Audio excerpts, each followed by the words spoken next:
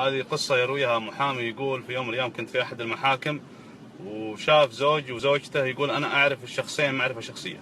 يقول بعد ما اطلعت على القضية وعرفت التفاصيل اللي صارت بعد القضية حبيت أني أنقل هالقصة للعبرة. يقول هذه إنسانة يتيمة ما عندها في هالدنيا إلا عمتها وزوجها هذا اللي تزوجها. يقول بداية زواجهم كانت سعيدة، بعد سنة من زواجهم تغير الشخص عليها، بدأ يأخذ فلوسها اللي ورثتها من أبوها، بدأ يتكلم عليها، بدأ يمد يده عليها، بدأ يغلط عليها حتى في شرفها.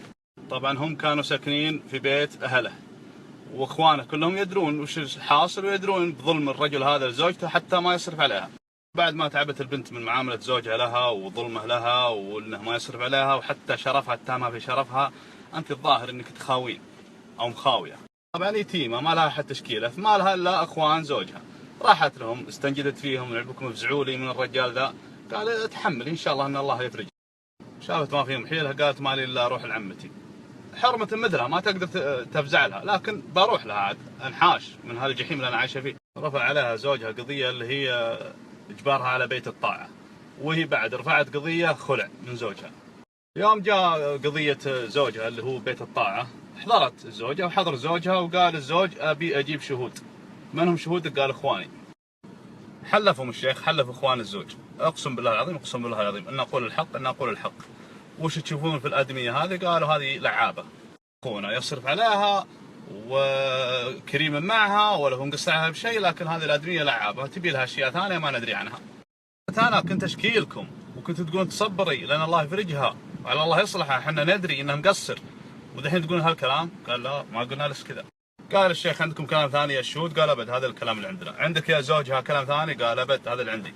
عندك يا زوجته كلام ثاني؟ قالت حسبي الله ونعم الوكيل وكفى. قال الشيخ توكل على الله وموعد الجلسه ان شاء الله القادمه اليوم الفلاني اللي فيها المحاكم. وطلع كلهم كل منهم راح لبيته. طبعا الاخوان الاثنين الشهود هذولا، واحد منهم متزوج له 10 سنين واموره مستقره، والثاني متزوج له 6 سنين واموره مستقره، عايشين حياتهم مبسوطين. يقول محامي والله العلي العظيم يا الرجل هذا اللي متزوج له 10 سنين عسكري، دوامه مناوبات، مره صبح مره ليل، وزوجته تعرف دوامه، تعرف متى يروح وتعرف متى يجي. يقول والله العظيم ما مر شهر الا الرجل هذا كان مناوب في الليل وطلع بدري على غير عادته، وبالعاده قبل يجي البيت يتصل على تبون شيء ما تبون شيء. يقول هذاك اليوم جاء البيت بدون ما يكلم اهله. يقول اليوم دخل مع الحوش ويشوف فيه نعال الله يكرمكم عند الملحق، ويدخل الملحق ويلقى رجال مع زوجته الله يكفينا الشر. فانقلبت حياته السعيده ذي اللي في 10 سنين الى جحيم، طلاق وفضيحه. اما الاخ الثاني هذا اللي متزوج له 6 سنين ومبسوط، اصابه عزكم الله مرض جنسي اذهب رجولته، لدرجه ان زوجته رفعت عليه قضيه خلع وخلعته. وبعد فتره الاخوان الثلاثه ماتت امهم واختلفوا على الورث، باعوا البيت وتفرقوا وفرقهم الله. وبعد ما صارت هالمشاكل ذي كلها، واحد من الاخوان صحصح ودار انه كل ابوها بسبب دعوتها، راح للشيخ في المحكمه وقال يا شيخ ترى السالفه كذا كذا كذا كذا، وفضل من الله عز وجل حكم لها الشيخ بالخلع مع النفقه، يعني امل لها زوجها غصب ورا خشمه بيت ونفقه شهريه.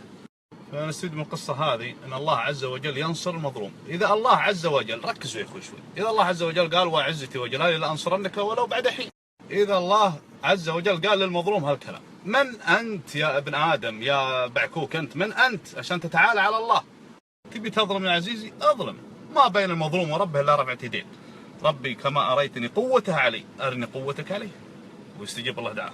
وش يرد عليه ربي؟ يقول وعزتي وجلالي لانصرنك ولو بعد حين. ما انصره في الدنيا، بالاخره يا حبيبي المحكمه العليا تجلس انت وياه في مكان اسمه القنطره، جميع مظلوم وظالم بيجون هالمكان وبيتحاسبون. تكفى يا اخوك سامحني عني طالبك طلبه؟ لا ما في، وبيسحب من رصيدك، مو بفلوس لا حسنات. تكفى يا اخوك سامحني احسانات هي اللي انا جمعتها راحت، ما عاد لك عند المحكمه العليا.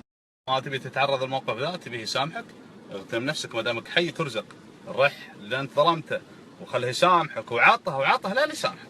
والاخير ما اقول الله يبعد عنا وعنكم الظالمين ويجعلنا مظلومين لسنا بظالمين. السلام عليكم.